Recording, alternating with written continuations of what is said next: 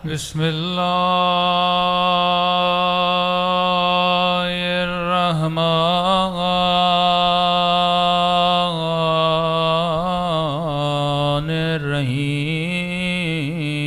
الرحيم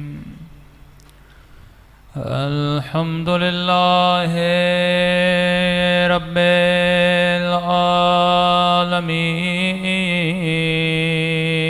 العالمين الحمد لله كما هو أهله الصلاة والسلام على سيد المرسلين وخاتم النبيين أبي القاسم محمد اللهم صل على محمد وعلى آله الطيبين الطاهرين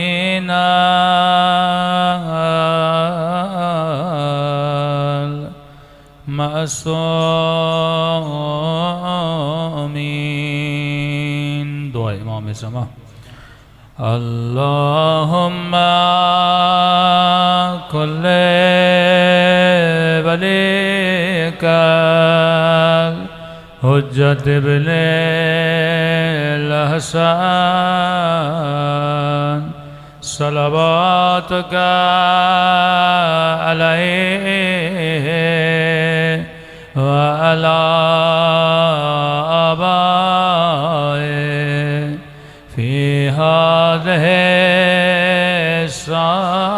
الساعة وفي كل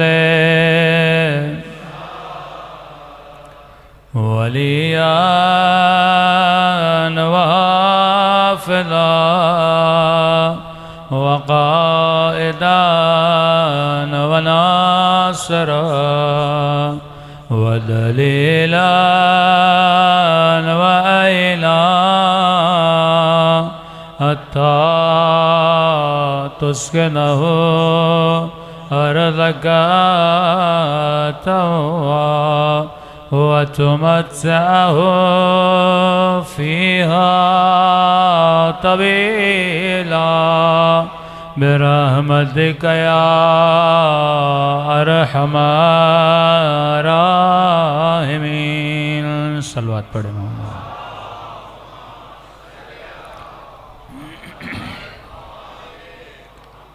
بسم اللہ الرحمن الرحیم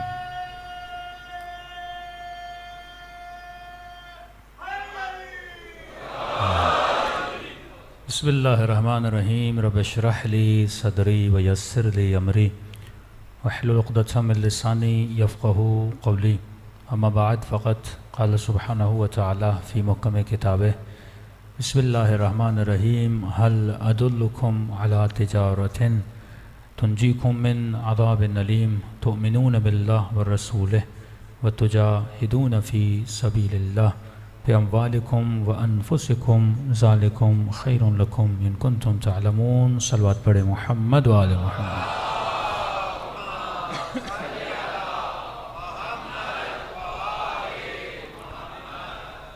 دعا ہے پروردگار عالم ہم سب کی عبادتوں کو اپنی بارگاہ میں قبول فرمائے اور جس مقصد زندگی اور حیات کی خاطر یہ مجالس رکھی جاتی ہیں خدا ان مقاصد میں بھی ہم سب کو کامیابی نصیب فرما دے مسلسل آپ کی خدمت میں تہذیب انسان کے عنوان سے کہ انسان اس کائنات میں آیا تاکہ مہذب بنے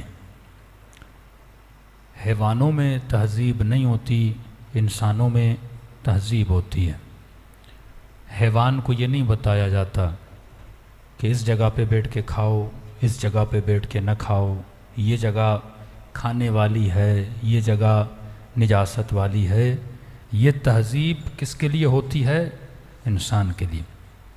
اگر کسی بلی کو، کتے کو ویسٹرن ممالک میں ٹریننگ دے کے سکھا بھی دیا جاتا ہے، لیکن اگر وہ اس کے الٹ کرے، مثلا جہاں بتایا گیا ہے وہاں نہ کھائے، جہاں نجاست کرنے کی جگہ ہے وہاں نہ کرے، تو اگر کوئی بلی یہ کرے، مسٹیک کرے، کتا مسٹیک کرے تو برا نہیں مانا جاتا، لیکن یہی کام انسان کرے تو برا مانا جاتا ہے۔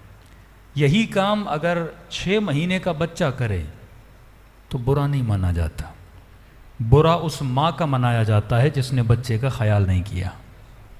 کیوں؟ کیونکہ یہ بچہ ہے ابھی تہذیب کی ایج تک نہیں پہنچا، لیکن وہ ماں بڑی ہے، وہ اس کی ذمہ داری ہے کہ بچے کی نجاست و طہارت کا خیال رکھے۔ تو مقصد زندگی یہ تھا تو تہذیب پالے۔ ہدف زندگی خدا نے قرآن میں بتایا کہ میں نے جنوں اور انسانوں کو خلق کیا تاکہ وہ کیا کریں؟ اللہ کی معرفت یا عبادت حاصل کریں۔ پھر ہم نے کہا کہ معرفت کیسے ملتی ہے؟ معصوم نے فرمایا من عرف نفسہ فقد عرف ربہ، جس نے خود کو پہچانا اس نے رب کو پہچانا۔ پھر ہم نے سوال کیا کہ انسان کیا ہے؟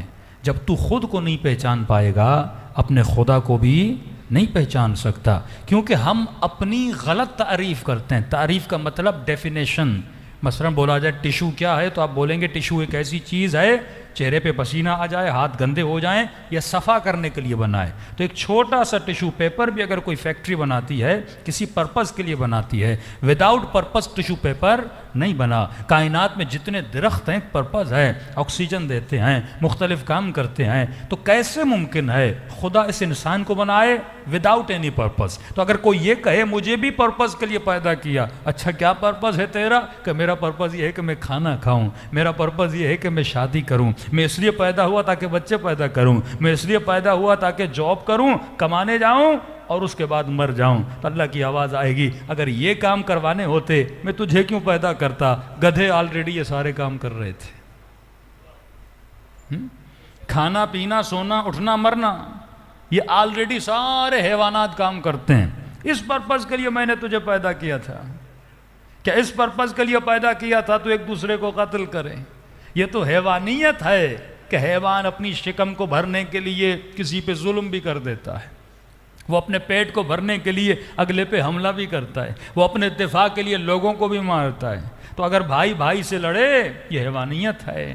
اگر میں ایک پلاٹ کے لیے لوگوں کا دشمن بن جاؤں، 50,000 روپے کے لیے بندہ مارنے لگوں، تو تجھ میں اور حیوان میں کوئی فرق نہیں ہے۔ یہ انسان کے خلق کرنے کا پرپس نہیں تھا۔ جب ہم اپنی ہی ڈیفینیشن خود کو غلط بتاتے ہیں تو میں نے کہا ہم نبات نہیں، ہم درخت نہیں ہیں پر درخت کے کمالات کے حامل ہیں، ہم حیوان نہیں ہیں پر حیوانی کمالات کے حامل ہیں۔ اب سوال یہ ہے وہ کون سا کمال ہے جو میرے اندر ہے پر ان سب کے اندر نہیں ہے؟ وہ تو ہے۔ اس چیز کو تلاش کر کہ جو صرف تیرے پاس ہے حیوان کے پاس نہیں ہے، جو صرف تیرے پاس ہے درخت کے پاس نہیں ہے، جو صرف تیرے پاس ہے پتھر کے پاس نہیں ہے۔ تو ایک ہی کمال ہے۔ جب آپ یہ چیزیں دیکھتے جائیں گے، کمپیئر کرتے جائیں گے، پھر آپ کو نتیجہ نکلے گا کھاتا میں ہوں، کھاتا حیوان بھی ہے، لذت شہوت میں لیتا ہوں، لذت شہوت حیوان بھی لیتا ہے، میں اپنی روزی کی تلاش میں باہر نکلتا ہوں، حیوان بھی ایک لقمے کے لیے صبح سے شام تک باہر نکلتا ہے۔ تو یہاں تک تو میرا کمال نہیں ہے۔ تو مولا فرماتے ہیں کمال انسان یہ ہے کہ تو مہذب بننے کی صلاحیت رکھتا ہے، تو لامحدود تربیت پانے کی صلاحیت رکھتا ہے۔ حیوانات کے اندر ایمان کے درجات نہیں ہوتے کہ مثلا یہ بولا جائے جو حضرت عباس کا گھوڑا تھا اور جو حضرت امام حسین کا گھوڑا تھا اور جو حضرت مولا علی کا گھوڑا تھا، مثلا پہلے امام کا جو ذوالجناح تھا وہ ایمان کے 10ویں درجے پر تھا، تو حضرت عباس کا جو ذوالجناح تھا وہ ایمان کے 5ویں درجے پر تھا۔ اگر اس ذوالجناح کو ویلیو مل رہی ہے تو علی کی وجہ سے مل رہی ہے، نا گھوڑے جیسے ہیں، گھوڑے میں کیا فرق ہے؟ جو سواری دے حسین ابن علی کو اس کی ویلیو ہے۔ لوہا تو لوہا ہے لیکن ذوالفقار کی ویلیو کیوں ہے؟ کیونکہ یہ علی ابن ابی طالب کے ہاتھوں میں ہے۔ تیری ویلیو کب ہوتی ہے؟ جب تو اللہ کی اطاعت کرتا ہے، جب تو علم لا محدود حاصل کرتا ہے۔ سلمان جب آیا مولا علی کے پاس تو ایمان کے کتنے درجے پر تھا؟ کوئی خاص درجے پہ نہیں تھا سلمان، لیکن سلمان نے تہذیب لی اور ایمان کے کتنے درجے پر آیا؟ 10ویں درجے پر آیا۔ اب جب سوچ آپ کی یہ بن گئی تو آپ کا ایم بنا، آپ کا گول بنا، آپ کا مقصد بنا کہ میں دنیا میں کیوں آیا ہوں۔ وہی حیوانی کام جو تو پہلے کر رہا تھا، لیکن اگر تیرا ہدف نہیں تھا تجھے خدا اجر حیوانی دیتا، لیکن جب تیرا ہدف بن گیا اسی حیوانی کام میں بھی خدا تجھے کیا عطا کرے گا؟ انسانی اجر عطا کرے گا۔ ایک کافر شادی کرے، اس کی شادی میں اس کا کوئی اجر نہیں ہے، لیکن اگر مومن شادی کرے، مولا کی آواز آتی ہے، اس کی نماز کا ثواب دگنا ہو جاتا ہے، اس کا ایمان کامل ہو جاتا ہے۔ مولا سجاد نے فرمایا انسان کی عقل کامل ہوتی ہے جب شادی کرتا ہے، عقل کامل ہوتی ہے۔ فرمایا جو شادی نہیں کرتے پوری زندگی عقل ان کی ناقص رہ جاتی ہے، کئی روحانی لذتوں سے محروم رہ جاتے ہیں۔ ظاہر ہے شیطان کے پاس ایک چیز ہے جو بار بار اس ذریعے تمہیں کیا کرے گا؟ وسوسہ کرے گا، رکاوٹیں تمہاری خدمت میں پیش کرے گا، اس کے بعد تو کیا ہو جائے گا؟ گمراہ ہو جائے گا۔ تو فرمایا جب تو مسلم بنتا ہے تو تمہاری نگاہ میں اہداف آ جاتے ہیں۔ یہ پانی کا گلاس ہے، میں ایسے بھی پیوں عام طریقے سے کوئی ثواب نہیں، حیوانیت ہے، لیکن اگر میری نیت بدل جائے تو پانی کا ایک گھونٹ بھی پیوں گا تو مجھے ثواب ملے گا۔ دیکھیے نیت پہ ثواب بدل جاتا ہے، ایسے پیوں کوئی ثواب نہیں، نیت بدل جائے، مثلا کہوں پانی پی رہا ہوں قربتاً اللہ، نیت کی نا۔ اب آپ کہیں گے مولانا پانی پینے سے کون سا بندہ اللہ کے قریب ہوتا ہے؟ ہاں، کھانا کھا رہا ہوں قربتاً اللہ، شادی کر رہا ہوں قربتاً اللہ، مجلس حسین میں جا رہا ہوں قربتاً اللہ۔ پورے بندگی کا مقصد یہ ہے تو اخلاق خدا میں رنگ جائے، زندگی کا مقصد یہ ہے تو صفات الہی میں رنگ جائے، دنیا تجھے دیکھے پر اسے خوشبو علی کی آئے۔ ایسا اگر تو بن گیا، کس طرح قربتاً اللہ، پانی پی رہا ہوں تاکہ بدن میں توانائی آئے، توانائی آئے گی تو خلق خدا کی مدد کروں گا، توانائی آئے گی عبادت میں کھڑا ہو جاؤں گا، کھانا کھا رہا ہوں تاکہ طاقت ملے، طاقت آئے گی اللہ کی راہ میں کیا کروں گا؟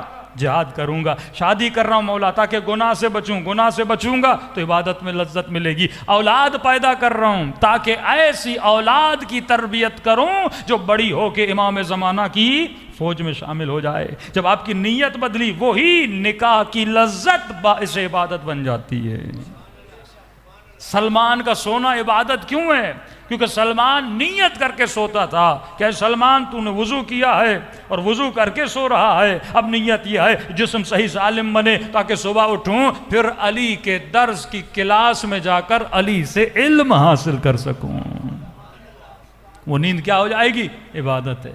اللہ اپنی عبادت میں بھی بندوں کو سہولت دیتا ہے، یرید بکم اليسر، وہ تیرے لیے آسانیاں چاہتا ہے، وہ تیرے لیے مشکلات نہیں چاہتا۔ اگر تو ہر چیز کو ٹائم پہ کرے تیری زندگی میں آسانیاں ہیں۔ بندہ شادی دیر سے کرتا ہے، گناہوں میں پڑتا رہتا ہے، پھر کوستا اللہ کو ہے۔ اگر تو ہر کام ٹائم پہ کرے، ہر چیز ٹائم پہ کرے، نظم جہاں کا خیال کرے کہ مولا پہلی وصیت امام حسن کو کر رہے ہیں اوصیکم بتقوی اللہ و نظم الامر، میں تجھے وصیت کرتا ہوں میرے لال حسن اللہ کی تقوی اختیار کرو۔ دوسری، نظم لاؤ اپنی زندگی میں۔ بے نظم حیوان ہوتا ہے، انسان کی وجود میں کیا ہوتا ہے؟ نظم ہوتا ہے۔ اگر تیری زندگی میں ٹائم ٹیبل نہیں ہے لہٰذا تم کبھی بھی مومن نہیں بن سکتے۔ اللہ نے نماز کے اوقات کیوں رکھے؟ تاکہ تمہاری زندگی میں کیا آ جائے؟ نظم آ جائے۔ جیسے یہ نہیں پتا سونے کا ٹائم کون سا ہے، اٹھنے کا ٹائم کون سا ہے، کمانے کا ٹائم کون سا ہے، بچوں کو کون سا ٹائم دینا ہے، بیوی بچوں کو کب گھمانے کے لیے لے کر جانا ہے، اللہ کے دربار میں کب پیش ہونا ہے، یہ کبھی بھی مومن نہیں بن سکتا۔ پوری زندگی میں علی آدھی رات کو ایک بار ہی سوئے تھے، وہ بھی شب ہجرت کی رات تھی۔ کہتے تھے اے ستاروں گواہ رہنا کبھی تو نے علی کو رات کے اندھیرے میں سوتا ہوا نہیں دیکھا۔ یہ مولا بول سکتے ہیں آج بھی دنیا میں جن لوگوں کی زندگی میں نظم ہے، تو جب تک تو اپنی تہذیب نہیں کرتا، اپنی تربیت نہیں کرتا. اب سوال تربیت کی ابتدا کہاں سے ہو؟ پہلے پہچانو اپنی ضرورتوں کو پہچانو. اب ڈیفائن کرو. شکم مادر میں ایک نطفہ گیا جو مخلوق دنیا تھی، بچہ 4 مہینے کا ہوا، اس کے بعد وَنَفَخْتُ مِن روحی، خدا نے ایک روح بھیجی عالم جبروت سے، تیرا وجود جسے خالصتاً خدا نے خلق کیا، جس کے اندر الہی طاقتیں ہیں، مطلب تمہارے اندر تم روح ہو. کیونکہ ہم ڈیلی بیسس پہ ایک دوسرے کو دیکھتے ہیں تو ہم تصور کرتے ہیں ہم جسم ہیں، یہ گاڑی ہے جس کے اندر تو چھپا ہوا ہے، جس کو تو ہینڈل کر رہا ہے. کئی لوگ کہتے ہیں مولانا روح کہاں ہے؟ جسم کے اندر ہے، اندر نہیں ہے، کیونکہ روح محدود نہیں ہے. روح پانی نہیں ہے جس کو گلاس میں ڈال دیا جائے. اگر روح جسم کے اندر ہو، اس کا مطلب اگر خدا نہ خواستہ کسی کی ٹانگ کٹ جائے تو سمجھو روح تھوڑی کٹ گئی. ایسا ہے کیا؟ کسی کا ہاتھ کٹ جائے بھائی اس کی روح لنگڑی ہے، اس کی روح کا ہاتھ کٹ چکا ہے. نہیں، ایسا کچھ بھی نہیں ہے. جب آپ ولایت سمجھیں گے تو روح بھی سمجھ میں آ جائے گی. اب اللہ کو سمجھیے، خود کو سمجھیے، یعنی خود سے اللہ تک پہنچیے، اللہ سے خود تک پہنچیے. آپ سب سے سوال کروں کہ خدا امام بارگاہ شریکت الحسین کے اندر ہے کہ نہیں ہے؟ ہے تو کہاں ہے؟ کبھی بھی لفظ میں اللہ کے لیے استعمال نہیں کیجیے. مطلب آپ سے سوال کروں خدا اس گلاس میں ہے کہ نہیں ہے؟ عام طور پہ کہتے ہیں ہاں گلاس میں بھی ہے، مسجد میں بھی ہے، میرے اندر میں بھی ہے، اللہ ہر جگہ میں ہے. تو یہاں پہ ایک بہت بڑا اشکال جنم لیتا ہے. وہ کون سا اشکال ہے؟ مثلا کسی جگہ پہ نجاست پڑی ہوئی ہے، گندگی پڑی ہوئی ہے، اعاذ باللہ بول سکتے ہیں اللہ ہر چیز میں ہے؟ پھر نجاست کے لیے آپ کیا بولو گے؟ یہی ضعف عقیدہ ہے. ہمیں جس خدا کا روزانہ کلمہ پڑھ رہے ہیں اسی کا ہمیں پتہ نہیں ہے وہ کہاں ہے، کس طرح. اسی طرح آپ کی روح بھی جسم میں نہیں ہے.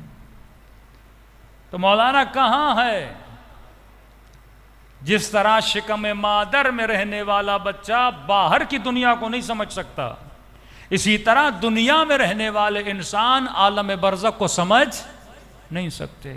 جب تک بچہ شکم سے آتا نہیں، بعد میں جا کے سمجھتا ہے. اور آپ بھی فوراً نہیں سمجھو گے، مرنے کے بعد بھی عالم برزخ میں انسان بڑا ہوتا ہے، اس کو سمجھنے میں بھی ٹائم لگتا ہے، اس کو ہضم کرنے میں ٹائم لگتا ہے. بالکل اسی طرح جس طرح اگر بچہ پیدا ہو جائے، کئی لوگ کہتے ہیں مولانا ہم کو جنت دیکھنی ہے، کوئی یہ عمل بتائیے جنت نظر آ جائے. تو وہی حال ہوگا جو قوم موسیٰ کا حال ہوا تھا. ضد کرنے لگے کہ اللہ کو دیکھنا ہے، اور اللہ نے جب جلوہ دکھایا تو سارے جل کے راکھ ہو گئے، کیونکہ اس بدن میں طاقت نہیں ہے. بندہ حقیقت میں اگر وجود امام زمانہ کو بھی دیکھتا ہے تو برداشت نہیں کر پاتا. وہ لوگ جنہوں نے امام کی زیارت کی ہے کہتے ہیں وجود پہ کپ کپاہٹ طاری ہو جاتی ہے، وہ دہشت ہوتی ہے. اگر وہ اپنا حقیقی وجود، حقیقی نور لوگوں پہ ظاہر کریں تو لوگ جل جائیں، کیونکہ اس وجود میں وہ توانائی نہیں ہے اس نور کی شدت کو برداشت کرے. تمثیل دوں گا تاکہ آپ سمجھ جائیں. جس طرح بچہ پیدا ہوتا ہے اس میں طاقت ہے گوشت کھائے، لیکن اس وقت نہیں کھا سکتا جب پیدا ہوتا ہے. اسے گوشت دو گے بچہ مر جائے گا، انگور دو گے بچہ مر جائے گا. جب وہ پیدا ہوتا ہے تو اسے ماں کا دودھ دیا جاتا ہے تاکہ آہستہ آہستہ یہ گرو کرے. اس کے بعد اس کے دانت نکلتے ہیں، پھر معدہ اتنا مضبوط ہو جاتا ہے اب یہ سبزی اور گوشت کھانے کی صلاحیت پا سکتا ہے. یہی صلاحیت تو نے دنیا میں پیدا کرنی ہے. اگر تو گنہگار ہے کبھی بھی امام زمانہ کی زیارت نہیں کر سکتا، کیونکہ تو بالکل اس بچے کی طرح ہے جس میں صلاحیت تو ہے پر تیاری نہیں ہے. جب وہ تیار ہو جاتا ہے 1 سال کے بعد 1.5 سال کے بعد پھر اسے سخت غذائیں دی جاتی ہیں، پہلے نرم چیزیں دی جاتی ہیں. اسی طرح بندہ جب لقاء اللہ کی طرف جانا چاہتا ہے تو پہلے ہلکے ہلکے اذکار دیے جاتے ہیں کہ 17 منٹ نماز پڑھ. جب اس کی عادت ہو گئی اب شیعت کی طرف آ. یہ ابتدائی راستہ یہ ہے کہ پابندی سے 17 منٹ نماز پڑھ. اس کے بعد 51 رکعت نماز جو ہمارے شیعوں کی نشانی ہے. حضرت ابراہیم کو خدا نے پیدا کیا علیہ الصلوۃ والسلام. جب پیدا ہوئے تو انہوں نے کیا دیکھا؟ آسمان میں 14 چمکتے ہوئے انوار ہیں. کوئی نبی ایسا نہیں ہے جس نے پیدا ہونے کے بعد 14 کی معرفت حاصل نہ کی ہو. ہر نبی نے 14 کی معرفت حاصل کی. جیسے پیدا ہوئے 14 کے انوار نظر آئے کہ پروردگارا یہ کون ہے. اللہ نے ایک ایک نور کا تعارف کروایا. یہ محمد ہے، یہ علی ہے، یہ فاطمہ ہے، یہ حسن ہے، یہ حسین امام زمانہ تک. صلوات پڑھے مولا کی شان.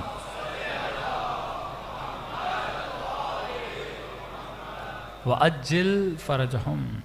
جب معرفت اہل بیت حضرت آدم کو ملی، حضرت ابراہیم کو ملی، اس کے بعد ابراہیم نے دیکھا 14 انوار کے اطراف میں چھوٹے چھوٹے چھوٹے چھوٹے نور ہیں سینکڑوں کی تعداد میں.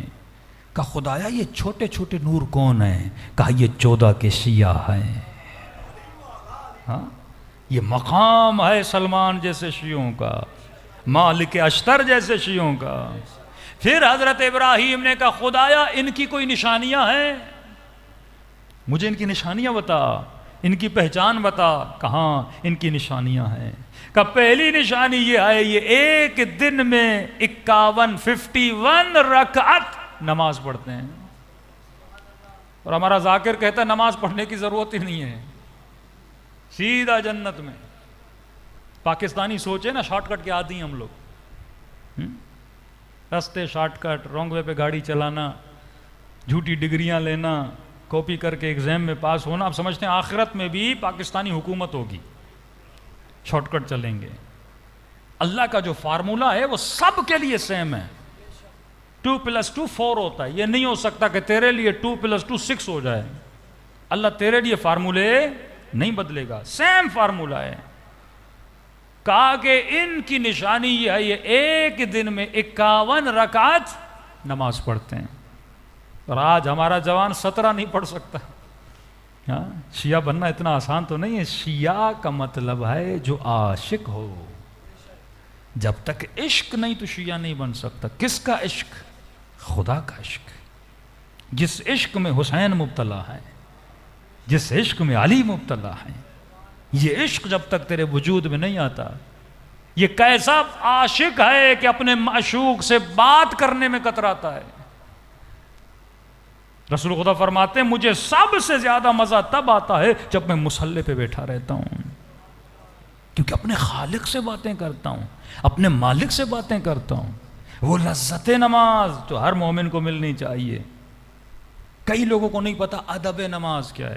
ہمارے استاد بتاتے تھے جب نماز پڑھو نا اکثر ذہن میں وسوسے آتے ہیں نا، کوئی ضرورت نہیں جلدی نماز شروع کرنی. مصلی پہ کھڑے ہو جاؤ 3-4 منٹ اپنی فکر کو توجہ میں لاؤ اللہ کی طرف کہ میں کس سے بات کر رہا ہوں؟ اپنے مالک سے بات کر رہا ہوں، اپنے خالق سے بات. کس کی دعوت پہ آیا ہوں؟ خدا کی دعوت پہ آیا ہوں. جب فکر تمہاری ایک جگہ پہ جمع ہو جائے، توجہ خدا کی طرف ہو جائے، یہ محسوس کرو کہ تو ذرہ ہے وہ آقا ہے، تو عبد ہے وہ مولا ہے، جس نے تجھے ساری نعمتیں دی ہیں، جو ذرے کو آفتاب بنانے کی صلاحیت رکھتا ہے اور آفتاب کو ذرے بنانے کی صلاحیت رکھتا ہے. تو ذل من تشاء تو عز من تشاء، جو امیر کو غریب بنانا جانتا ہے، جو غریب کو امیر بنانا جانتا ہے. یہ ساری طاقتیں خدا کو ہیں. پھر فرماتے بڑے ادب کے ساتھ کھڑا ہو جا. اب اللہ اکبر. ہم اللہ اکبر کس طرح کرتے ہیں؟ اللہ اکبر جیسے اللہ سے لڑ رہے ہیں. یہ کیسی دعوت پہ تو آیا ہے کہ ہاتھ جب یہاں ہو نا، اللہ جب لفظ اللہ شروع کرے تو ہاتھ اٹھنا شروع ہو. اللہ اکبر جب بولے تو ہاتھ نیچے آ جائے. 2 لفظوں میں، ایک میں ہاتھ اوپر جائے سکون کے ساتھ، دوسرے میں ہاتھ نیچے آئے. اب خود کو حضور خدا محسوس کر, بسم اللہ الرحمن الرحیم. اس کی دربار میں آیا جو رحمان و رحیم ہے, جس نے گنہگار کو اپنی دربار میں بلایا ہے, جس نے خطا کار کو اپنی بڑے طمأنینے کے ساتھ, اپنے اطمینان کے ساتھ, 17 منٹ ہی تو ہیں, سکون کے ساتھ پڑھ, پھر ڈیلی بیسس پہ تیرے دل میں سکون بڑھتا جائے گا, اطمینان بڑھتا جائے گا. رکوع میں جائے تو ہاتھ سیدھے ہونے چاہیے, بعض لوگوں کے ہاتھ ایسے ہوتے ہیں, سیدھے ہونے چاہیے, کمر بالکل سیدھی ہونی چاہیے. سبحان ربی العظیم و بحمدہ. اے خدا, میں ہر کسی کے سامنے اس طرح کمر جھکا کے نہیں جھکتا, تیرے سامنے جھکا ہوا ہوں, کیونکہ تو ہی رب عظیم ہے, تو ہی مالک قدرت ہے. اس سکون کے ساتھ نماز پڑھو, پھر دیکھو لذت انسان کو کتنی ملتی ہے. کہ پہلی نشانی یہ ہے, یہ دن میں 51 رکعت نماز پڑھتے ہیں. 51 رکعت نماز. 51 رکعت کیسے ہوتی ہے؟ صبح کی سنتیں بھی پڑھو, مستحبات جسے بولتے ہیں, 2 ظہر کی, 8 مغرب کی, عشاء کی, اور پھر نماز شب بھی اس میں 11 رکعت شامل کرو تو 51 رکعت بن جاتی ہیں. 40 دن کر کے دیکھو, پھر دیکھو تمہارے وجود میں تہذیب کتنی آ جاتی ہے. ابھی تک محسوس کر رہے ہو حیوان ہو, لیکن جب یہ کام کرو گے پھر محسوس کرو گے کہ انسان بنے ہو. یہ لذت انسانی ہے. برگر کھا کر لذت لو, یہ لذت حیوانی ہے. شہوت 5 منٹ کی لو, 10 منٹ کی لو, اور دن رات شہوت کے پیچھے بھاگتے رہو. تم میں اور ایک گھوڑے میں اور ایک حیوان میں کوئی فرق نہیں ہے, وہ بھی شہوتوں کے پیچھے ہوتا ہے. یہ لذت عبادت ہے جو خدا نے حیوان کو عطا نہیں کی, انسان کو عطا کی ہے. کہ پہلی نشانی 14 کے شیعوں کی دن میں ایک دن میں 51 رکعت نماز پڑھتے ہیں. دوسرا, جب نماز پڑھتے ہیں تو بسم اللہ الرحمن الرحیم بلند آواز سے پڑھتے ہیں. تیسرا, رکوع میں جانے سے پہلے قنوت میں جاتے ہیں, جو ہم شیعہ دوسری رکعت میں قنوت پڑھتے ہیں. اگر کوئی بھول بھی جاتا ہے تو رکوع سے اٹھنے کے بعد بھی قنوت پڑھ سکتا ہے. اس کی فضیلت اتنی زیادہ ہے. یہاں پہ حضرت ابراہیم کہتے ہیں, پروردگارا, میں نے جب ان انوار کو دیکھا اور ان شیعوں کو دیکھا, اب میرا دل بھی ہے کہ میں 14 کے شیعوں میں سے بنوں. اللہ کے نبی تمنا کر رہے ہیں کہ میں رسول علی کے شیعوں میں سے بنوں, میں حسین کے شیعوں میں سے بنوں. پھر قرآن کی آیت ہے, وَإِنَّ مِن شِيعَتِهِ لَإِبْرَاهِيمَ, ہم نے ابراہیم کو بھی علی کے شیعوں میں سے بنا دیا.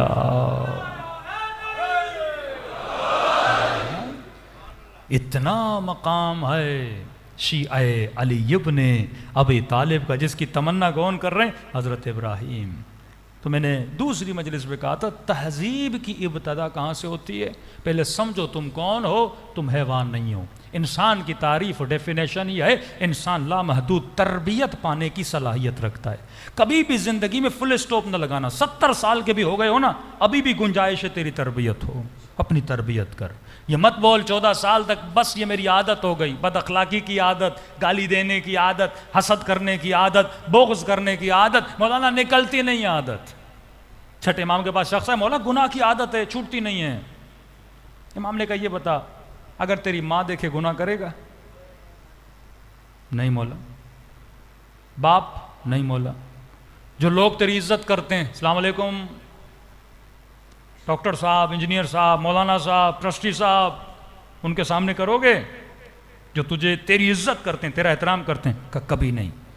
کہ جن کی تو عزت کرتا ہے, کسی عالم کی, کسی استاد کی, اس کے سامنے گناہ کرو گے؟ کہ نہیں. امام نے کہا بس آخری سوال کا جواب دے, اگر کوئی بچہ دیکھے, بچے کے سامنے گناہ کرو گے؟ کہ نہیں مولا. کہ اتنا کہنا تھا, میرے چھٹے امام رونے لگے, کیونکہ وہ عاشق ہے نا. اللہ کی توہین اہل بیت سے برداشت نہیں ہوتی. عاشق کیسے برداشت کرے, نمک حرامی کیسے کرے؟ کہا نہیں مولا. جب مولا روئے تو کہا مولا رو کیوں رہے, میں نے گستاخی کی؟ کہاں تو اللہ کو مانتا ہے؟ کہ جی مولا. کہ تیرا عقیدہ ہے اللہ دیکھتا ہے؟ کہ ہاں مولا. کہا 7 سال کے بچے کے لیے بھی تیرے دل میں عزت ہے کہ اس کے سامنے گناہ نہیں کرتا. میرا رب کی عزت بچے جتنی بھی نہیں ہے کہ تو خدا کے سامنے گناہ کر رہا ہے. کیونکہ ہم نے سمجھا نہیں ہے, انسانی ویلیوز کو نہیں سمجھا.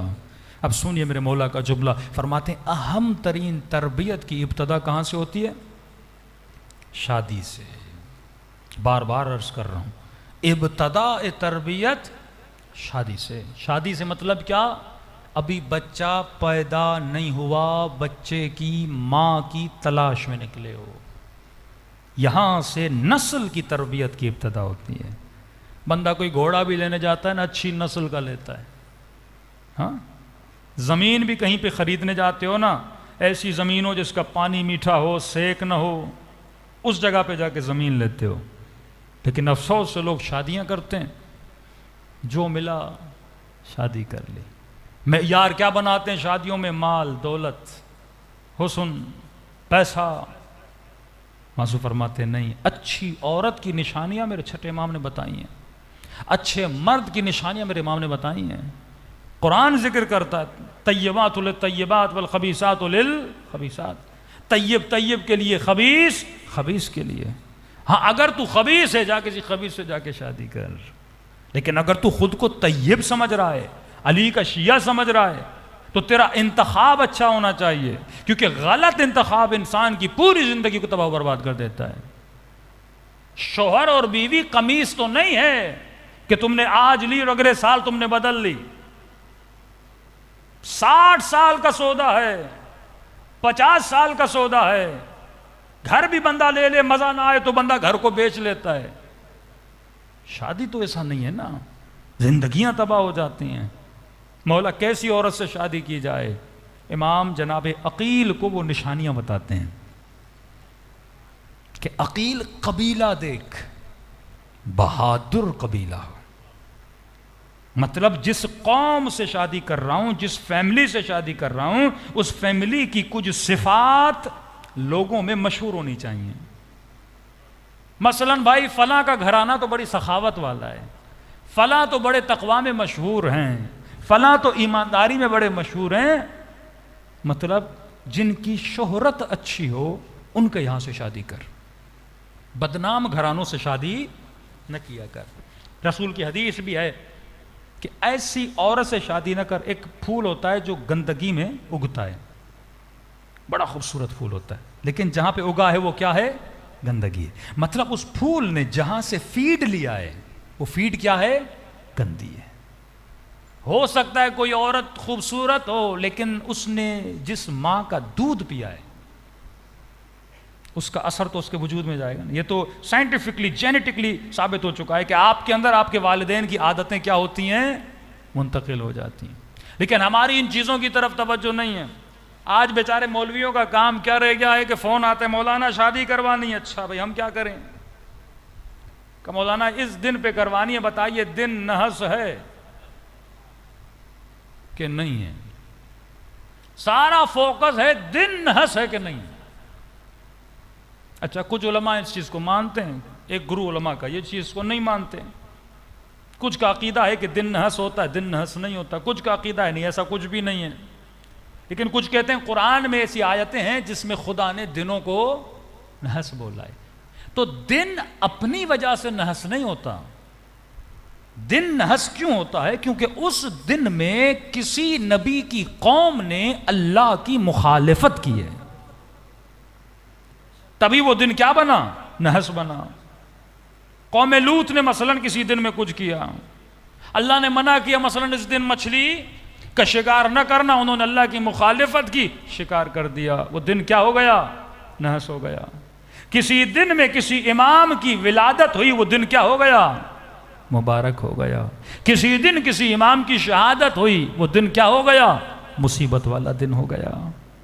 تو بذات خود دن اچھا اور برا نہیں ہوتا, ہمارا عمل ہے جو اس دن کو اچھا کرتا ہے اور برا کرتا ہے. اب مولا فرماتے ہیں مومن کے لیے ہر وہ دن عید ہے جس میں مومن گناہ نہ کرے. مطلب تیری ڈیلی بیسس پہ عید ہو جاتی ہے. اب پوری جستجو کر کے ریسرچ کر کے جب شادی کرتا ہے, ہاں بھائی یہ دن بڑا اچھا ہے، اب اس پہ بیٹی کی شادی کروانی ہے، چلو شادی کروائی. مولوی صاحب بیچارہ اس شادی میں جاتا ہے 5 منٹ کے لیے، زیادہ مولوی کو کوئی برداشت کرتا نہیں. مولوی کہے گا گانا نہ ہو، بے پردگی نہ ہو، یہ نہ ہو، وہ نہ ہو، تو 10 منٹ کے لیے سب رک جاتا ہے. جلدی جلدی سے مولانا آتے ہیں، نکاح پڑھاتے ہیں، جلدی سے مولانا کہتے ہیں مولانا آپ جلدی چلے جائیے، آپ کی ضرورت نہیں ہے. اب یہ بتائیے اس نے حسن دن ڈھونڈا کہ یہ اچھا دن ہے، مثلا کسی مولا کی ولادت کے دن کو کہ بہت نیک دن ہے، میں بیٹی کی شادی کروا رہا ہوں، اور اس دن میں اس نے اللہ کی مخالفت کی، اس دن میں اس نے ناچ گانا کیا، اس دن میں اس نے بے پردگی کی، اس دن میں عورت اور مرد مخلوط ہوئے، اس دن میں گانا باجا ہوا، تو اس نے اپنی شادی کے دن کو نحس بنا دیا. اس کے اثرات کس پہ ہوں گے؟ اس کی بیٹی پر اور اس کے بیٹے پر ہوں گے، اور آنے والی نسلوں تک اس کے اثرات رہیں گے. مولا علی اور جناب سیدہ کی شادی، رسول خدا نے کہا خبردار عورتوں کو کہا کہ کبھی ایسی رسومات کو انجام نہ دینا جو خلاف اسلام ہیں. آج عورتیں کہتی ہیں تو ہم انڈیا سے ہم یہ رسمیں کرتے ہوئے آ رہے تھے، مولوی صاحب آپ کیسے روک سکتے ہیں؟ ہر اس رسم کی اجازت ہے جو دین کے ساتھ ہو، جو دین کی مخالف ہو اس کی اجازت نہیں ہے. اب یہ سمجھتا اگر میں نے شادی کر لی یہ عورت میرے اوپر حلال ہو گئی، لیکن اس سے یہ بھی نہیں پتا کہ کئی ایسی چیزیں ہیں جو نکاح کے بعد بھی حرام ہوتی ہیں. لیکن کوئی بتانے دے تو عوام کو بتا دیا جائے نا. ایک نوجوان ملا 8 سال تک وہ اپنی بیوی کے ساتھ حرام کر رہا تھا، ٹل 8 years، کیونکہ اسے پتہ نہیں تھا.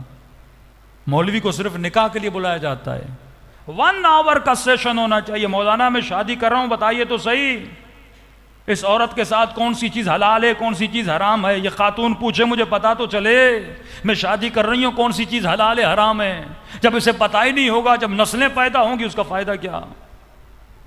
ایک جگہ پہ ہمارے مولانا نکاح پڑھانے گئے، انٹیریئر میں نکاح سے پہلے جوان کو بلایا، کہا میں نکاح نہیں پڑھوں گا، پہلے اس لڑکے سے کچھ سوال کروں گا. لڑکے کو بلایا، کہا بیٹا نکاح ہو رہا ہے؟ کہا مولوی صاحب بڑا خوش نصیب ہوں، نکاح ہو رہا ہے میرا، گناہ سے بچ رہا ہوں، یہ وہ ساری باتیں کی. کہا اچھا یہ تو بتا تجھے غسل جنابت آتا ہے؟ کہا وہ کیا ہوتا ہے؟ کئی عورتوں کو نہیں پتا کہ غسل جنابت کیا ہوتا ہے. مطلب شادی کر لی، حلال رشتہ بنا لیا، پوری زندگی نجاست کی حالت میں رہا، اور اسی حال میں اگر اسے موت آ جائے مجنب ہو کے دفن کیا جائے گا، کیونکہ اسے پتہ نہیں تھا. اور کئی ایسے احکام ہیں جس کا حکم خدا نے قرآن میں دیا. رسول خدا کے پاس لوگ آتے تھے، سوال کرتے تھے، یسألونک عن المحیض، یہ قرآن کی آیت ہے، لا حیاء فی الدین. جب تک جوان کو پتہ نہیں ہوگا یہ کیسے حلال و حرام کو سمجھ پائے گا؟ ہر مجلس میں کم از کم 2 احکام بتا دینے چاہیے. یعنی شادی صرف نہیں کرنی، تجھے ان احکامات کو جاننا ہے. پہلے خود کو حلال و حرام سے بچا. پہلی رات کے احکام کیا ہیں؟ جب نطفہ شکم مادر میں ٹھہر جاتا ہے اس کے بعد احکام کیا ہیں؟ کون سی دعائیں، کون سی نمازیں، کون سی راتیں، کون سے لمحے، یہ سارا اہل بیت نے بتایا ہے. کئی لوگ پیدا ہوتے ہیں 6 انگلیاں ہوتی ہیں، کئی بچے معذور پیدا ہوتے ہیں، کئی ایب نارمل پیدا ہوتے ہیں. یہ ہماری اپنی خطاؤں کی وجہ سے، ہماری اپنی غلطیوں کی وجہ سے. 2 بچے ہیں، فرمایا یہ مخالفت خدا کرتے ہیں، مخالفت اہل بیت کرتے ہیں. ایک ولد الزنا ہے، ایک ولد الحیض ہے. سختی سے معصومین نے منع کیا کہ وہ کون سا وقت ہے کہ شوہر بیوی کے پاس جائے اور نہ جائے. کیوں؟ کیونکہ اس کا اثر تمہاری نسلوں میں پیدا ہوگا. یہاں تک فرمایا کہ جس روم میں میاں بیوی ہوتے ہیں اس میں چھوٹا بچہ سلانا نہیں چاہیے. تمہاری آواز وہ نہ سنے. کہ مولا کیوں؟ کہ بڑا ہو کے زانی بنے گا. یہ نشانی اہل بیت نے بتائی. اب کہ مولانا حدیث کے ساتھ بھی پڑھ لی، آیت الکرسی بھی پڑھ لی، شادی میں ہم نے دعا بھی کروا لی، ڈیلی زیارت عاشورہ بھی پڑھیں، بچے پھر بھی نہیں سدھر رہے ہیں. میں نے بتایا تھا زمین میں جب دانا ڈالتے ہو نا، وہ جو انوائرمنٹ ہے وہ اس کے گرو ہونے میں بڑا اثر رکھتا ہے. ٹھنڈا انوائرمنٹ، گرم انوائرمنٹ، پانی کتنا دینا ہے، ایک چھوٹا سا دانہ ہے تب جا کے وہ سیب بنتا ہے. اگر تم نے اس کو صحیح سے پانی نہیں دیا، صحیح انوائرمنٹ نہیں دیا، صحیح کھاد نہیں دی، وہ آم تو بن جائے گا لیکن مکمل آم نہیں بنے گا. سیب تو بن جائے گا لیکن آدھا سیب بنے گا، کھٹا ہو جائے گا، میٹھا نہیں ہوگا. انسان بھی بالکل اسی طرح ہے. اگر تو انسان کی گرو، اس کا انوائرمنٹ، اس کا اطراف، اس کی فیڈ کا خیال نہیں رکھتا، جب یہ شکم مادر سے پیدا ہوگا تو یہ کمپلیٹ ہو کے پیدا نہیں ہوگا. ہو سکتا ہے جسمن تجھے کمپلیٹ لگے لیکن اس کے خون میں، اس کے جینیٹکلی جو اس کے اندر پرابلمز ہوں گی، پھر پوری زندگی تو پچھتاتا رہے گا. پھر مرحلہ آتا ہے بچہ جب پیدا ہوتا ہے 7 سے 14، 14 سے 21 یا 19 سال تک تو نے اس کی تربیت کیسے کرنی ہے. تو پہلی سب سے بڑی بدبختی جو ہماری شادیوں میں ہے کہ ہم شادیوں میں شیطان کو راضی کرتے ہیں، حسین کو ناراض کرتے ہیں. رسول خدا فرماتے ہیں آخری زمانے میں آنے والی امت سے میں رسول بیزار ہوں. کہ نمازیں پڑھیں گے، روزے رکھیں گے، سب کچھ کریں گے، کہ میں بیزار ہوں، میں ایسے لوگوں سے تبرہ کرتا ہوں. رسول خدا فرماتے ہیں، فرمایا یا رسول اللہ کیا وہ آپ سے محبت نہیں کریں گے؟ کہ زبان سے تو بولیں گے ہم محمد سے محبت کرتے ہیں، علی سے محبت کرتے ہیں، حسن سے محبت کرتے ہیں، حسین سے محبت کرتے ہیں، لیکن وہ بھی اپنے عمل سے مجھ رسول پہ تبرہ کر رہے ہوں گے، اپنے عمل سے مجھ سے بیزاری کا اظہار کریں گے. عقل سے سوچیے، ایسی شادی جس میں الغنا اشد من الزنا، انڈیا کے گانے لگا کر، مکس گیدرنگ کر کے، کیا جاتا ہے عورتوں کو مردوں کو الگ کیا جائے. میوزک بھی چلانا ہے، کوئی حلال چلاؤ. وہ گانے جن پہ رقص کیا جائے اسے غنا بولتے ہیں. جس چیز پہ انسان ناچے. تبھی فرمایا ایسا فرد جب اپنی بیٹی کی شادی کراتا ہے یا بیٹے کی، اس کے نام اعمال میں لکھا جائے گا اس نے شادی نہیں کروائی، اس نے اپنی بیٹی کا قتل کر دیا ہے. آؤ علی اور فاطمہ کی شادی دیکھو. ہماری رول ماڈل کون ہے؟ محمد اور علی ابن ابی طالب. صلوات پڑھے محمد و آل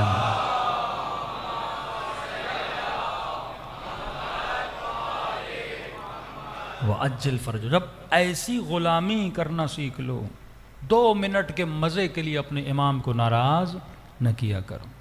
دوسری سب سے بڑی لعنت جہیز کی لعنت ہے. ایک مرتبہ لڑکی اپنی مرضی سے کچھ لے کر آتی ہے، وہ مسئلہ نہیں ہے. ایک مرتبہ مرد ڈیمانڈ کرتا ہے. لالچی انسان کبھی جنت میں نہیں جاتا.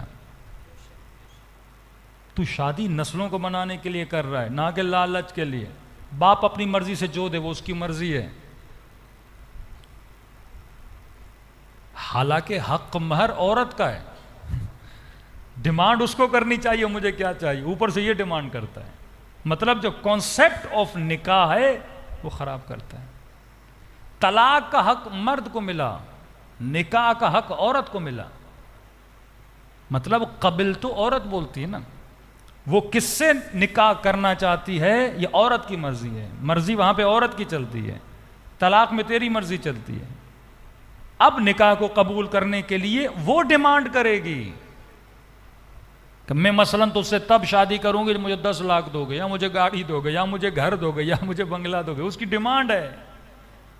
یہ اور باتیں سیدہ فرماتی ہیں جو بیویاں اپنے شوہروں کا حق مہر معاف کرتی ہیں وہ قیامت میں سیدہ کی جنت میں رہیں گی، شہیدوں کا ثواب کمائیں گی. لمبی حدیث ہیں ان کے ثواب کے لیے جو اپنے مردوں کا حق مہر معاف کرتی ہیں. لیکن اگر معاف نہیں کرتی اس کا حق ہے، اب اس کی مرضی، اسے دنیا چاہیے یا آخر، اس کا حق ہے، بالآخر اس کا حق ہے. اوپر سے یہ ڈیمانڈ کرتا ہے. مطلب مرد سے تو لڑکی بن جاتا ہے، وہ تجھ سے نکاح کر رہی ہے، اسے ڈیمانڈ کرنی چاہیے مجھے فریج چاہیے، مجھے ٹی وی چاہیے، مجھے بیڈ چاہیے، ساری چیزیں چاہیے. الٹا ہم کیا کرتے ہیں؟ ڈیمانڈ کرتے ہیں. یہ معاشرہ اسلامی نہیں ہے، علوی نہیں ہے، زینبی نہیں ہے. جب تک تو سوچ نہیں بدلتا تب تک تیری روح میں وہ اثر پیدا نہیں ہوگا. نماز میں لذت پیدا نہیں ہوگی. تو جبر و زبردستی کر کے اس کے باپ کو کس حال میں ڈال کے وہ چیزیں منگواتا ہے, پھر اسی روم میں اسی کمرے میں کھڑے ہو کے اللہ اکبر کہتا ہے. کس منہ سے خدا کی دربار میں جاتا ہے جب تیری سیرت علوی نہیں ہے, تیری سیرت زینبی نہیں ہے. فرمایا مولا عورت کا جہاد کیا ہے؟ عورت کا جہاد عفت ہے, حیا ہے, پردہ ہے. کہ مرد کا جہاد کیا ہے؟ کہ مرد کا جہاد یہ ہے بیوی بچوں کے لیے رزق حلال کما کر لائے. کہ اس کا درجہ کتنا ہے؟ فرمایا الشیخ فی عیالہ کالنبی فی امتہ. جو مرد رزق حلال کی تلاش میں نکلتا ہے اس کی مثال ایسے ہے جیسے کوئی نبی اپنی امت میں تبلیغ کرتا ہوا نظر آتا ہے. انبیاء کا درجہ ملتا ہے. تو میرے عزیز اپنی تہذیب کر. کئی مومنین کہتے ہیں مولانا اب تو شادی بھی کر لی, پتہ نہیں تھا کس سے کرنی ہے. کئی کہتے ہیں مولانا بچے بھی پیدا ہو گئے, اب بڑے ہو گئے, اب کیا کریں, اب جو گزر گیا سو گزر گیا. لیکن اس کو تو بنا سکتا ہے, بہتر کر سکتا ہے. جن کے بچے ابھی چھوٹے ہیں 7 ایئرز 5 ایئرز, ان کو تو سمجھا سکتا ہے, ان پر بھی کام کر سکتا ہے. کیونکہ یہ ذکر اہل بیت کی خوبی ہے کہ ایک لمحے میں وہ تجھے پلٹا سکتے ہیں.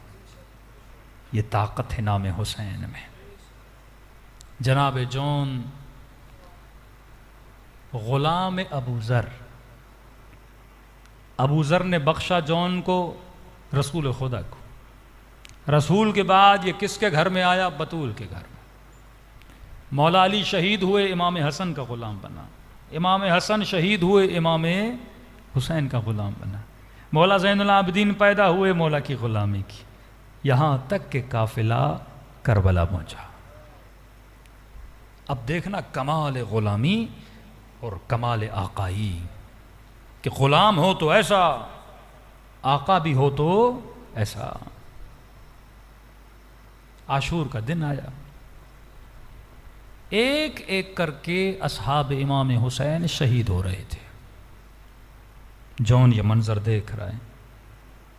بوڑھا صحابی, کچھ کہتے ہیں 99 سال, کچھ کہتے ہیں 92 ایئرز, اتنا بوڑھا کہ کمر جھکی ہوئی ہے, اسحا اٹھا کے چلنے والا, ہاتھوں میں رعشہ, ہاتھ لرزتے تھے.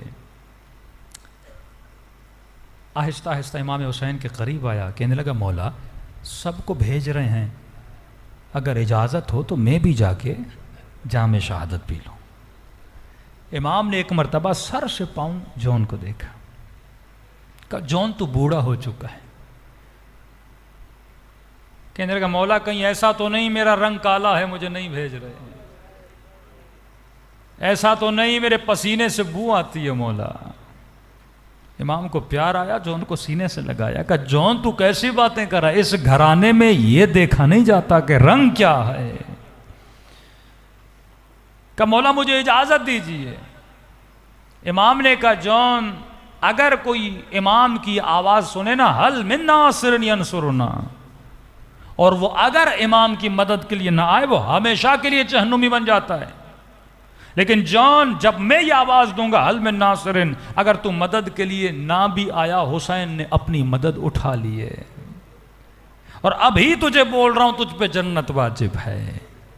تو اگر واپس جانا چاہتا ہے چلا جا, تیری زندگی کے آخری دن ہیں, کسی باغ میں جا کے گزار لے. تو نے بڑی خدمت کی, میرے نانا کی, میرے بابا کی, میرے بھائی کی.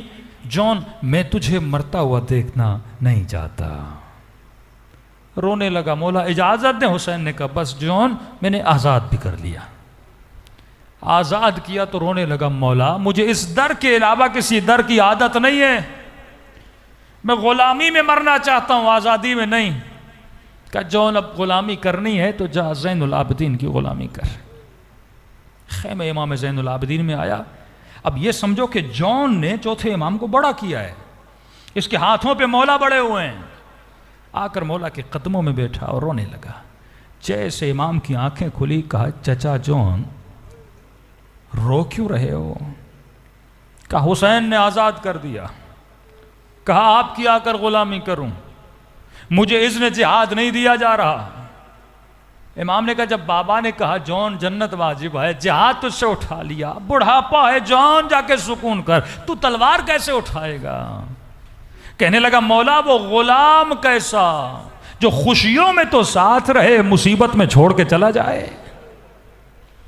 ایسی زندگی میں نہیں جینا چاہتا مولا، مجھے اذن لے کر دیجئے۔ جب اصرار کیا امام نے سفارش کی، حسین نے کہا ٹھیک ہے جون، کیسے جائے گا؟ جون نے کمر پہ کس کے کپڑا باندھا، تھوڑی کمر سیدھی ہو گئی، ماتھے پہ رومال باندھا تاکہ ابرو کے جو بال ہیں وہ اوپر ہو جائیں، جون کو نظر آئے، ہاتھوں میں رشا، ایک ہاتھ میں عصا لی، دوسری ہاتھ میں تلوار اٹھائی، گھوڑے پہ چڑھنا چاہتے تھے، کوشش کی پر چڑھ نہیں پایا، بوڑھا تھا۔ کہنے لگا مولا کوئی بات نہیں، پیدل جاؤں گا، آپ کا غلام ہوں۔ امام نے خدا حافظ کی، حسین کا بوڑھا صحابی لشکر یزید کی طرف روانہ ہوا۔ کہ جیسے میدان کربلا میں پہنچا، شمر نے کہا ابن سعد، حسین نے سپاہی بھیجا ہے لڑنے کے لیے۔ سعد نے کہا کون ہے؟ کہ کوئی 90 سال کا بوڑھا بھیجا ہے۔ کہ حسین اتنے غریب ہو گئے اب بوڑھوں کو مقابلے کے لیے بھیج رہے ہیں۔ کہ کون ہے؟ کہ جون۔ ابن سعد جانتا تھا، بچپن سے ان کے گھر کا غلام ہے، اہل بیت کے گھر کا بچہ جون سے محبت و الفت رکھتا تھا۔ کہ خبردار شمر اس کو تیر نہ مارنا۔ امیر پھر کیسے ماریں؟ تلوار نہ مارنا، نیزہ نہ مارنا۔ کہ میرا دل ہے اسے ایسے ماروں کہ حسین کو تڑپتا ہوا دیکھوں۔ جس غلام کا عاشق ہے حسین، جس غلام کو چاہتے ہیں امام زین العابدین، کہ امیر کیسے ماریں؟ کہ سپاہیوں کو جمع کرو، کو تیر و تلوار و تبر نہ اٹھائیں۔ کہ کیا کریں؟ کہ پتھر اٹھائیں، پتھروں سے اتنا ماریں تاکہ اس کا خون بہے اور حسین اس کا تڑپ نہ دیکھیں۔ کہتے بوڑھا حسین کا صحابی جیسے تلوار اٹھائی، فوج یزید کو للکارا، ہے کوئی مائی کا لال جو حسین کے غلام کا مقابلہ کرے؟ تیری یہ جرت، تو زہرا کے فرزند کو مارنے کے لیے آیا ہے؟ اتنے میں پتھروں کی بارش شروع ہو گئی۔ لشکر یزید کا سپاہی کہتا ہے اتنے پتھر لگے جون زمین پہ گر پڑا۔ ایک تو آدمی بوڑھا ہو، کمزور ہو، اور بدن پہ اتنے زخم لگے۔ کہتا ہے جب زمین پہ گرانا، سر ابھی زمین پہ گرا نہیں تھا، حسین دوڑے دوڑے آئے اور جون کا سر اپنی گودی میں لے لیا۔ اب ذرا غور سے دیکھنا غلام اور آقا کیسے ہوتے ہیں۔ کہ جیسے مولا کے گودی میں سر رکھا، جون نے فوراً اپنا سر خاک کربلا پہ رکھ دیا۔ روایت لشکر یزید کے سپاہی سے آئے کہ میں غور سے دیکھ رہا تھا یہ غلام کیسا ہے، آقا کیسا ہے۔ کہ پھر اس نے مولا حسین نے سر گود میں رکھا، پھر جون نے خاک کربلا پہ رکھ دیا۔ حسین نے کہا کہ جون بار بار سر کیوں اٹھا رہا ہے؟ کہ مولا میرا خون نجس ہے۔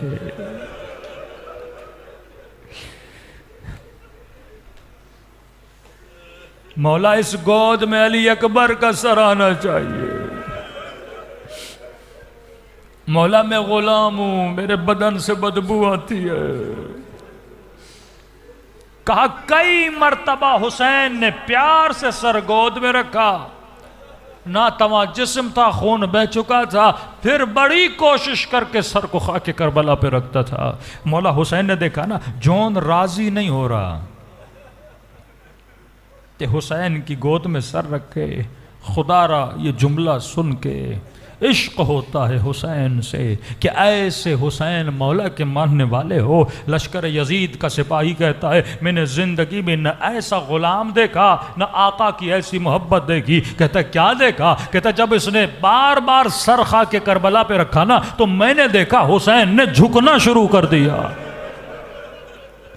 اتنا جھکے کہ حسین کے رخسار جون کے رخساروں پہ آ کے پڑے، اور آہستہ سے کہا جون تو نے غلامی کا حق ادا کر دیا، اور بار بار یہ نہ کہو تیرے بدن سے بو آتی ہے۔ حسین نے دعا کی اللہم بیض وجہہ، اے خدا قیامت کے دن اس چہرے کو سفید کر دینا، اے خدا اس کے بدن کو خوشبودار بنا دے۔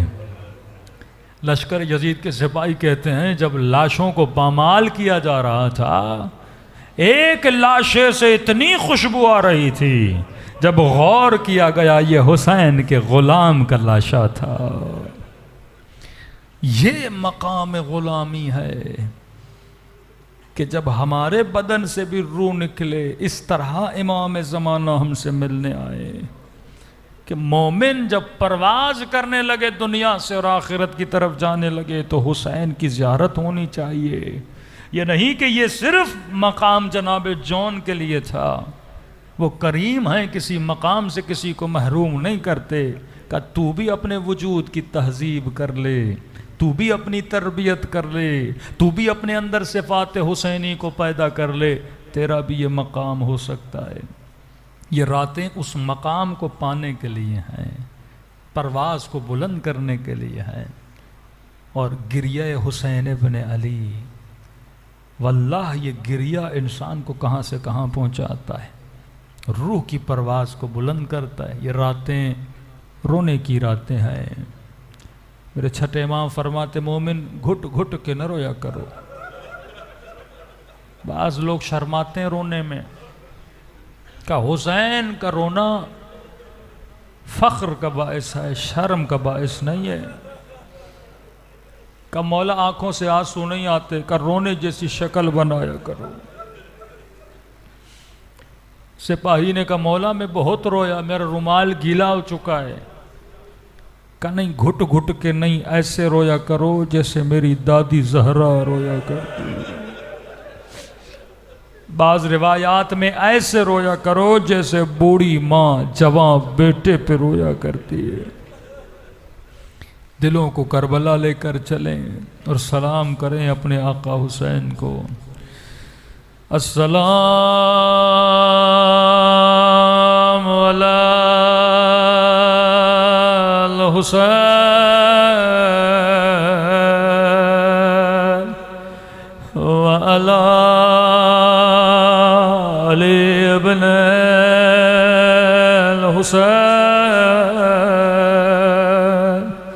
وعلی اولاد الحسین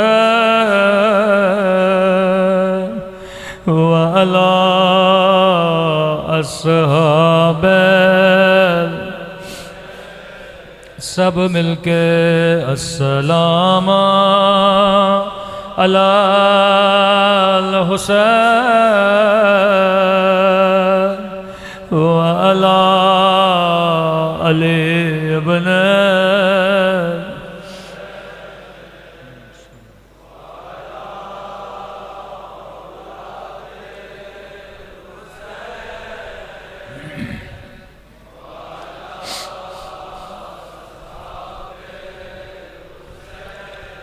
سب مل کے السلام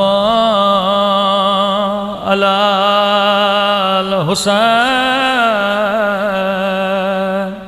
وعلی علی ابن الحسین وعلی اولاد الحسین وعلی اصحاب، میرا سلام ہو اس درد بھرے منظر پہ جب حسین نے آواز دی تھی ادعونی یا بنیا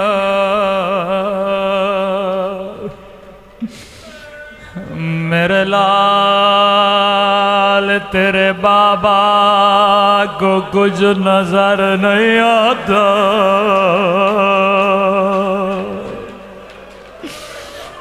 بابا کو آواز دے۔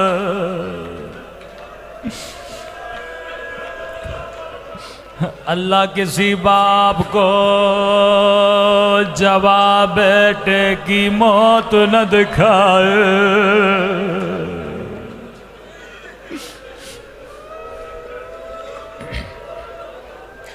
لشکر یزید کا سپاہی کہتا ہے میں نے حسین کو ہر شہید کا لاشا اٹھاتے دیکھا، لیکن جب اکبر کے لاشے پہ آئے میں حسین کو پہچان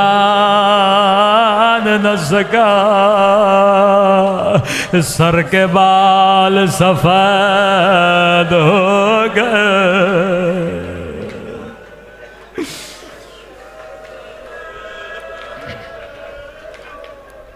عجیب روایت کہ جب قیدی بیویاں ابن زیاد کے دربار میں لے جائے گئے، ملعون سفرے پہ بیٹھا تھا، کھانا کھا رہا تھا، سفرے کے سامنے شہداء کی کٹی ہوئی گردنیں تھی۔ شمر سے پوچھتا ہے یہ کس کا سر ہے؟ لئی نے کہا یہ عباس کا سر ہے۔ پھر پوچھا یہ کس کا سر ہے؟ کہا یہ آل محمد کا سر ہے۔ پھر کہا یہ کس کا سر ہے؟ کہا یہ قاسم کا سر ہے۔ راوی کہتا ایک مرتبہ زیاد کی نگاہ علی اکبر پہ پڑی، اس نے کھانا کھانا چھوڑ دیا، کہا شمر یہ چاند جیسا چہرہ یہ کس کا سر ہے؟ کہا امیر یہ حسین کا جواب بیٹا علی اکبر۔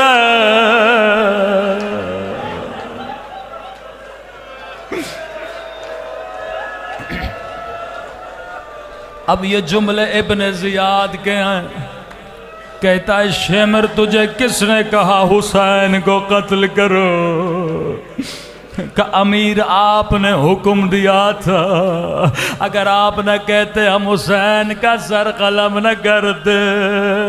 کہا واللہ اگر مجھے پتا ہوتا اکبر جیسا بیٹا ہے میں کبھی حسین کو نہ مارتا۔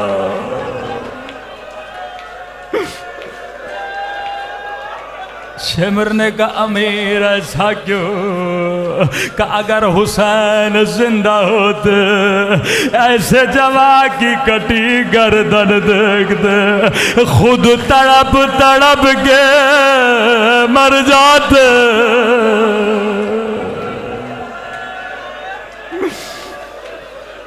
ہائے دل زینب،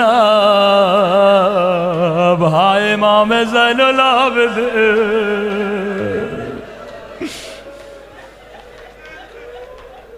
روایت کے جملے ہیں جیسے چھوٹا بچہ اپنے گھٹنوں کے بل چلتا ہے، حسین اکبر کے پیچھے ایسے چل رہے تھے۔ کہنے لگے میرے لال بوڑھا بابو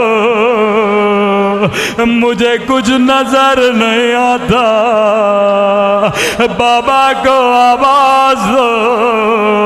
ایک مرتبہ آواز آئی الیہ الیہ،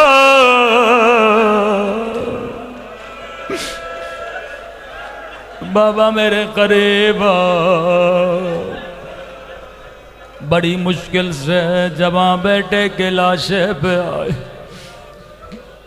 کہنے لگے میرے لال تیرے بابا تجھ پہ قربان، میرے لال پوری زندگی گزر گئی تو نے بابا سے کچھ نہیں مانگا، بوڑھا باپ بتا کچھ چاہیے تو حسین دے۔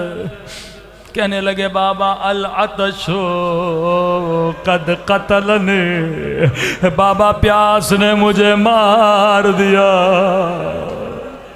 تھوڑا پانی مل جائے۔ روایت کے جملے حسین نے اپنی زبان کو اکبر کی زبان پہ رکھا، بیٹے نے جلدی سے زبان نکالے، کہا بابا آپ کی زبان تو مجھ سے بھی زیادہ خشک ہے۔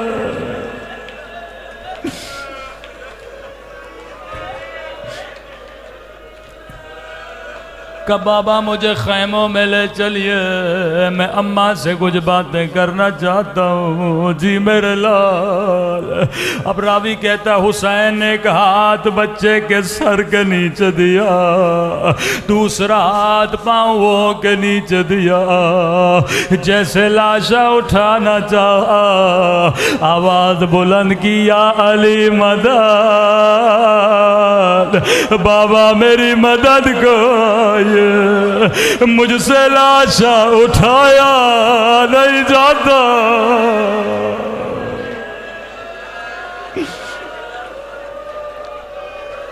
فرمایا میرے لال بوڑھا باپ اگر زحمت نہ ہو بابا کی مدد کرو۔ جی میرے بابا۔ اکبر دونوں باہیں بابا کی گردن میں ڈالو تاکہ تیری مدد سے لاشا اٹھاؤ۔ اب روایت کے جملے ہیں، علی اکبر نے ایک ہاتھ بابا کے گلے میں ڈالا، دوسرا ہاتھ سینے سے نہیں ہٹایا۔ میرے لال ہاتھ ہٹا کہ بابا بوڑھے باپ میں صدمہ دینا نہیں چاہتا، اکبر میں تیرا صابر بابا، یہاں ہاتھ کا ہٹنا تھا ایک برچھی کا ٹوٹا ہوا۔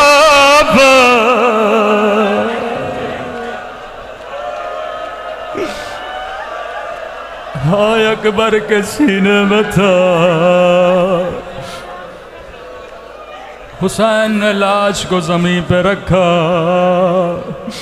ایک ہاتھ برچھی میں ڈالا، دوسرا ہاتھ سینے پہ رکھا، نگاہیں آسمان کی طرف بلند کے فرمایا نانا رسول خدا آپ بھی آئیے، دادا ابراہیم کو بھی لائیے، دادا اسماعیل کو بھی لائیے، آ کر دیکھیے کہیں میری آنکھوں پہ پٹیاں تو نہیں، کہیں میرے اسماعیل کے پاؤں تو نہیں بدے۔ ایک مرتبہ برچھی کھینچے، علی اکبر کی اڑیاں زمین کربلا میں زلزلہ آیا، خیمے کے در سے آواز آئی حسین ٹھہر جا، میں زینب بھی آتی ہوں۔ کہا زینب میرے ہوتے ہوئے خیمے سے نہ نکلنا، اور میں نے تیری چادر کے لیے اکبر کو قربان کیا۔ ماتم حسین۔